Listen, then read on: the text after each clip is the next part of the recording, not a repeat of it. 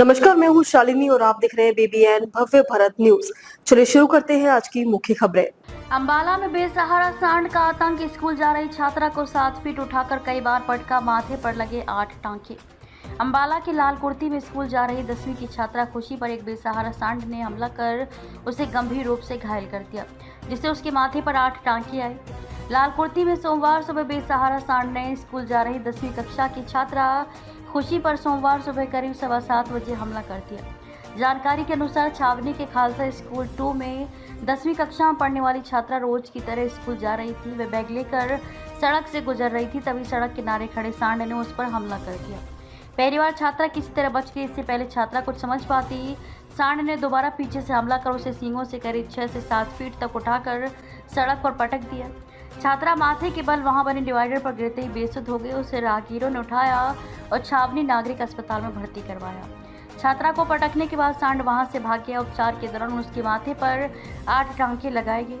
स्वजन के अनुसार चोट के कारण उसकी एक आंख पूरी तरह बंद हो गई थी और आंखों के आसपास काफी सूजन थी। हाथ पैरों पर भी घसीट के निशान आए हैं। माथे पर सबसे ज्यादा चोट लगी है। उपचार के बाद दोपहर करीब 1 बजे छात्रा को अस्पताल से छुट्टी दे दी गई। पूरी घटना पास लगे CCTV में कैद हो गई। घायल छात्रा पिता धर्मेंद्र यादव की इकलौती संतान है। परिवार दूध बेचकर गुजर बसर करता है। मां उषा गृहिणी है। इस हमले के बाद पूरा परिवार सहमा हुआ है। स्थानीय लोगों ने बताया कि कैंटोनमेंट बोर्ड क्षेत्र में घूमने वाला ये सांड पहले भी लोगों पर हमला कर चुका है। लोगों के अनुसार कुछ समय पहले एक बुजुर्ग को भी सांड ने टक्कर मारी थी। क्षेत्र में बेसहारा पशुओं के झुंड घूमते रहते हैं। 10वीं कक्षा की छात्रा को सींगों पर उठाकर सड़क पर पटकने वाला सांड सोमवार को पूरे दिन प्रशासन के लिए चुनौती बना रहा। सुबह करीब 7:15 बजे लाल कुर्ती में हमला करने के बाद भी सांड रात 9 बजे तक पकड़ा नहीं जा सका। समाचार लिखे जाने तक वह एक स्कूल के पास ही बैठा था, यानी कि जिस सांड ने सुबह एक बच्ची को अस्पताल में पहुंचा दिया, उसके घंटों बाद भी उसके अगले हमले का खतरा लोगों के सिर पर मंडराता रहा। हैरानी की बात यह है कि सांड को पकड़ने के बाद रखने के लिए कहीं कोई व्यवस्था नहीं है। यदि इसे कोई पकड़ भी ले तो उसे ऐसे ही कहीं छोड़ा भी नहीं जा सकता, क्योंकि यदि छोड़ा गया तो ये वहाँ भी ऐसा ही आतंक मचाएगा।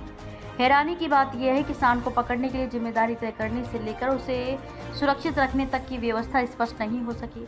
कैंटोनमेंट बोर्ड के CEO ने शहर की वंदे मातरम दल को सांड पकड़ने का अनुरोध किया। टीम में सहयोग की हामी भरने से पहले सुरक्षा व्यवस्था स्पष्ट करने को कहा।